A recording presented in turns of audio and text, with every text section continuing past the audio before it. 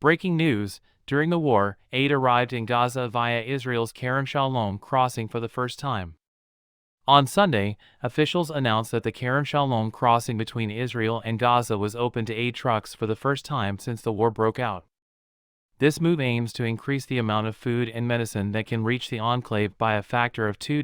After a Hamas attack on October 7, the crossing was closed, and aid had to be sent through Gaza's Rafah crossing with Egypt, a crossing that Israel claimed could only handle 100 trucks entering daily. Trucks began entering Gaza on Sunday through the Kerem Shalom crossing, according to two sources in the Egypt Red Crescent who spoke with Reuters.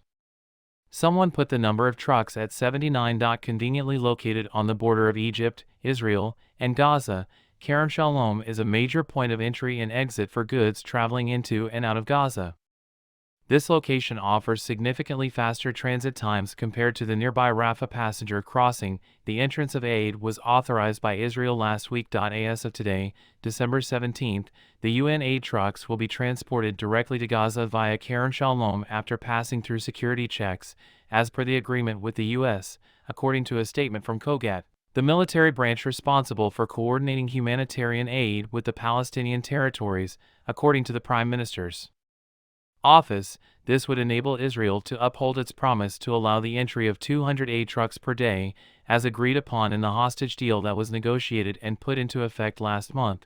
When asked, an Israeli official confirmed that aid had indeed reached Gaza, although trucks were previously required to return to Rafah in order to enter Gaza from Egypt. Israel has now agreed to permit inspections at Kerem Shalom. The humanitarian community has been demanding their immediate admission, according to Colonel Elad Goren, head of the civil department at Kogat, who spoke to Reuters. Humanitarian agencies in Gaza have not ramped up their distribution capacity to meet the demand from the influx of Gazans who have fled to the south of the enclave on Israeli advice, so the aid may not reach the people who need it. If the UN won't have the capacity to collect and to distribute, it doesn't matter how many crossings we will open, said Goren. They can't use the same system that worked before the war. We made the necessary adjustments, Goren stated. The UN unfortunately didn't.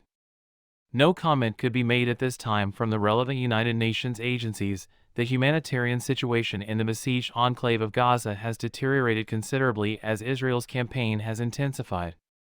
The United Nations and other international organizations have issued dire warnings about severe shortages of food, clean water, and medicines. The opening of a second humanitarian crossing by Israel has allowed aid to flow directly into Gaza, marking a first since the war broke out.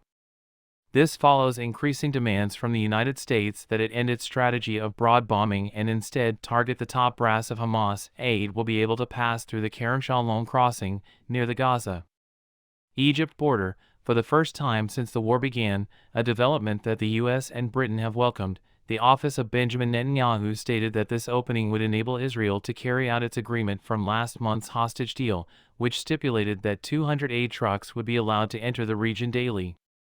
Israel claimed that the Rafah crossing between Gaza and Egypt could only allow 100 trucks per day to enter the territory, so that was the only way aid could be delivered. Before major advancement. It was a welcome and significant step, according to White House National Security Advisor Jake Sullivan, who left Israel on Friday after his second visit to Tel Aviv since the war began. Foreign Secretary Lord Cameron expressed his delight at Israel's decision to open Kerem Shalom, calling it a crucial step in ensuring that more life-saving aid can reach the people in Gaza. This follows mounting pressure from the Biden administration for Israel to refine its approach, moving away from broad airstrikes and ground operations and toward more targeted missions.